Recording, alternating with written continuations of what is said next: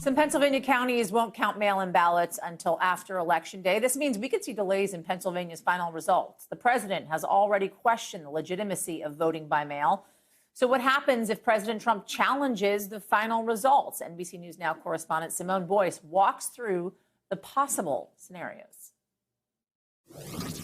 Will you commit to making sure that there is a peaceful transferal of power after the election? Well, we're going to have to see what happens. You know that I've been complaining very strongly about the ballots. President Trump has continued to cast doubt on the upcoming election, and it's led to some major questions. Namely, what happens if the president loses the race and refuses to concede?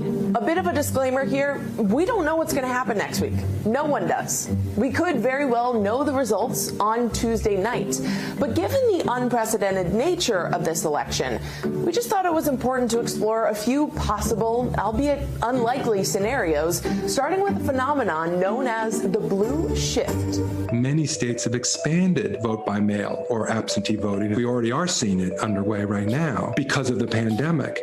Professor Edward Foley is an elections expert from Ohio State University. With more than 75 million Americans casting early and mail-in votes so far, he says it could be a while before those ballots are counted. And that's because some state laws prevent those votes from being processed until the polls close on Election Day. In fact, Michigan and Pennsylvania state officials say it could take days, and that's before any legal challenges. It turns out statistically that we've been able to observe since 2000 this pattern that the votes that are counted not on election night but afterwards tend to be more favorable to the Democratic Party.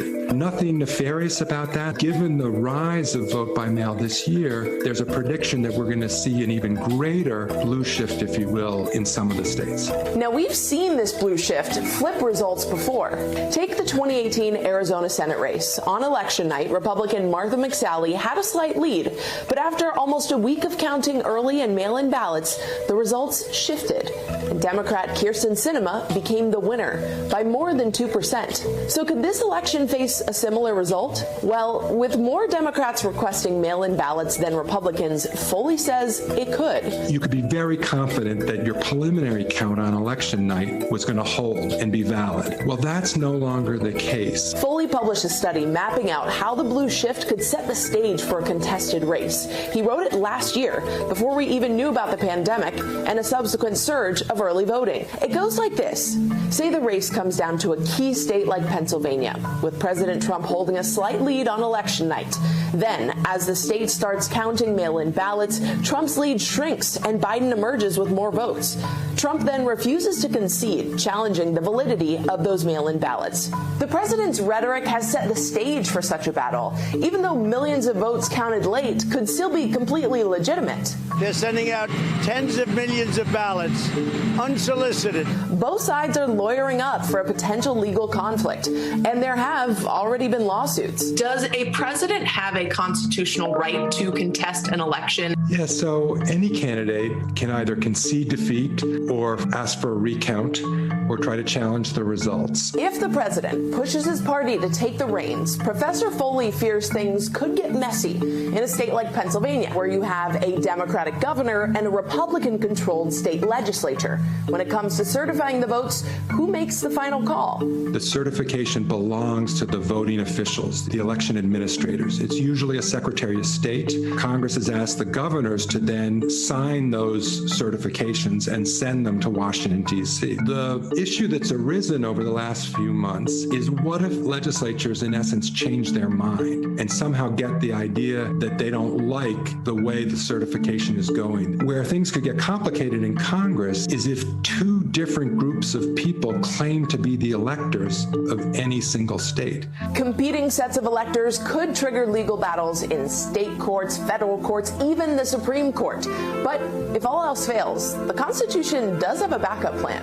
Under the 12th Amendment of our Constitution, there's a special joint session of Congress, January 6th. The worst case scenario is there's a breakdown in the process. The Senate wants one answer and the House of Representatives wants the other, based on partisanship. Now, this would be completely uncharted territory. We'd have a new Congress by January 6th, but Vice President Mike Pence would still take charge of this meeting as president of the Senate. And technically, if there's still a disagreement by Inauguration Day, Nancy Pelosi could even become acting president if she's reelected House Speaker. At least that's what Foley says, admitting this scenario is unlikely. The founding fathers created our government in such a way that there hopefully wouldn't be this kind of deadlock. Have we outgrown the system that they've created for us? There are gaps in the system, unfortunately, and hyperpartisanship can expose those gaps and make the country vulnerable. Professor Foley says he's confident our democracy will survive even if the president refuses to concede. But throwing our electoral system into question, that's another worry. Voting means numbers. It means counting the ballots and trusting the process. And if you're going to challenge the process, you have to have a reason to do so. Because if you only challenge the result because you don't like the result, you're basically attacking the premise of having an election in the first place. Hey, NBC News viewers, thanks for checking out our YouTube channel. Subscribe by clicking on that button down here and click on any of the videos over here to watch the latest interviews, show highlights, and digital exclusives. Thanks for watching.